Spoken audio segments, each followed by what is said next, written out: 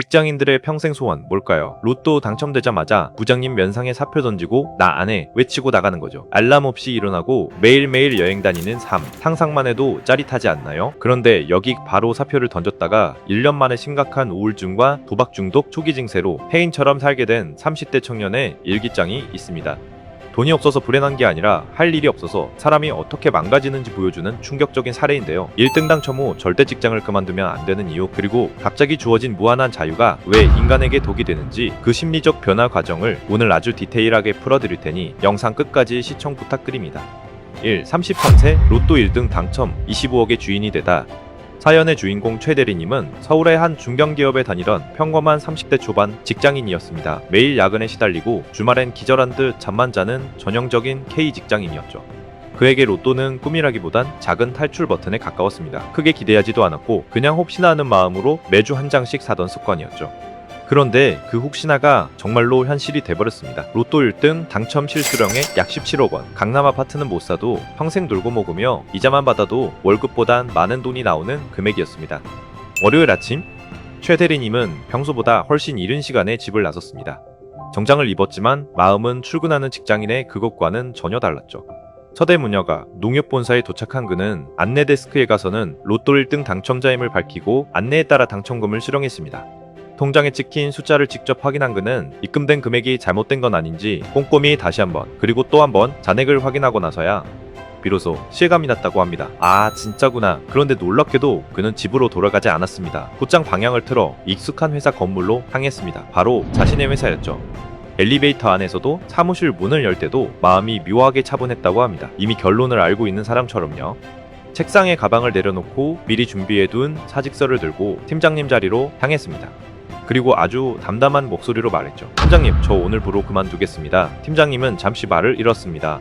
농담인 줄 알았는지 웃으면서 이유를 물었고 최 대리님은 한 박자 쉬고 이렇게 덧붙였다고 합니다. 그냥 퇴직금 안 받을 테니 알아서 정리하시면 될 것 같습니다. 그제야 팀장님의 표정이 굳어졌고 사무실 공지가 눈에 띄게 가라앉았습니다. 하지만 최 대리님은 더 이상 설명하지 않았습니다. 뒤돌아서 사무실을 나오는 길, 매일 같이 앉아있던 자리와 동료들의 얼굴이 스쳐 지나갔지만 이상하게도 미련은 없었다고 합니다. 팀장의 벙찐 표정을 뒤로하고 회사를 걸어 나올 때 최 대리님은 세상을 다 가진 기분이었다고 합니다. 공기가 달콤하고 지나가는 사람들이 다 내 아래로 보이는 일종의 전능감마저 느꼈죠. 이 달콤했던 3개월, 그리고 찾아온 침묵. 처음 3개월은 환상이었습니다. 평소 꿈꾸던 피자 스포츠카를 전액 현금으로 뽑고 비즈니스석을 타고 유럽 여행을 다녀왔습니다. 평일 낮에 백화점 명품관을 슬리퍼 끌고 돌아다니며 가격표 안 보고 옷을 사는 재미, 정말 짜릿했습니다. 친구들을 불러 매일 밤 술을 사고 파티를 열었죠.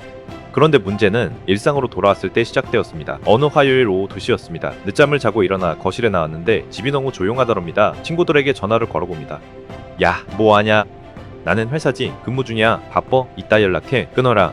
다들 일하고 있는 시간에 혼자 텅 빈 스파트에 앉아 배달 음식을 시켜 먹는데 갑자기 설명할 수 없는 공허함이 밀려왔습니다. 어제도 놀았고 오늘도 놀았고 내일도 놀아야 하는데 넷플릭스를 켜도 재미가 없고 게임을 해도 성취감이 없었습니다. 예전엔 주말을 기다리는 설렘으로 평일을 버텼는데 매일이 주말이 되니 기다려지는 것이 사라져버린 겁니다.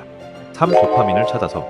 인간은 적응의 동물이라죠. 포르쉐 배기음도 한 달 타니 시끄러운 소음으로 들리기 시작했고 명품 쇼핑도 옷장이 꽉 차니 시들해졌습니다. 최 대리님은 점점 더 자극적인 것을 찾기 시작했습니다. 무료하다, 심심하다, 뭔가 짜릿한 게 필요하다.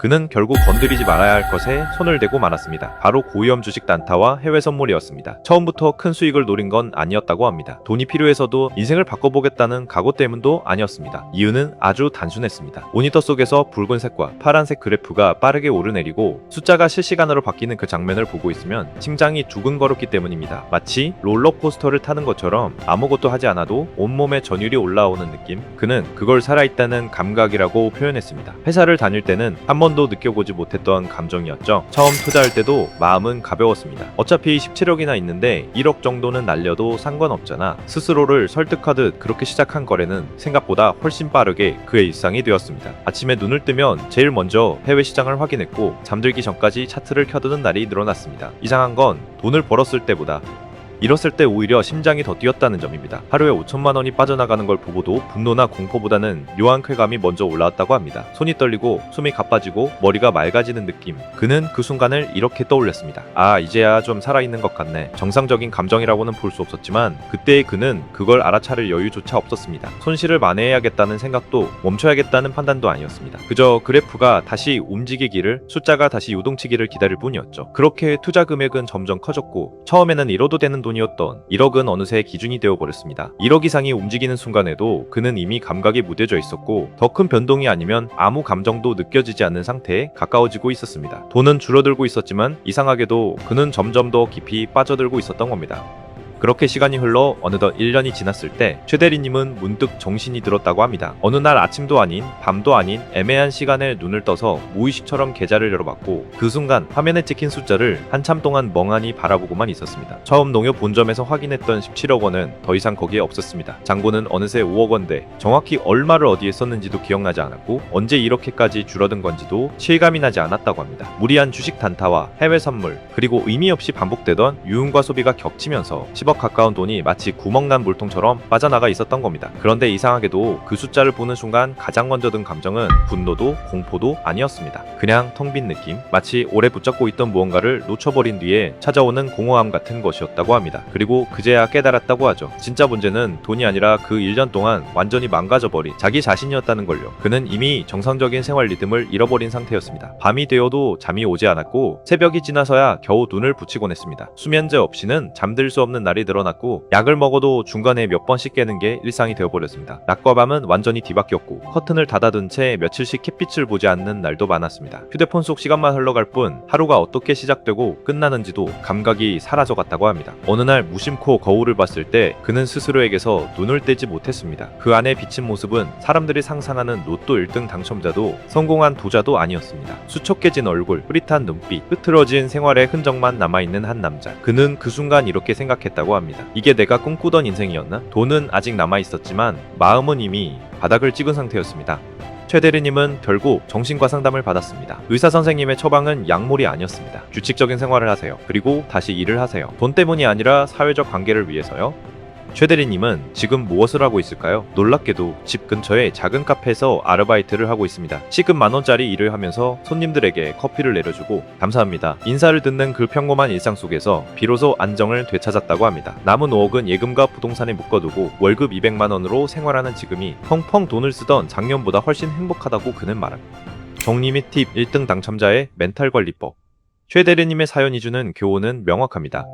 당첨 직후 사표는 금물입니다. 최소 6개월에서 2년은 회사를 다니세요. 갑작스러운 생활 패턴의 변화는 엄청난 스트레스를 줍니다. 흥분을 가라앉히고 이 돈을 어떻게 운영할지 장기 계획을 세울 때까지는 일상을 유지하는 루틴이 반드시 필요합니다.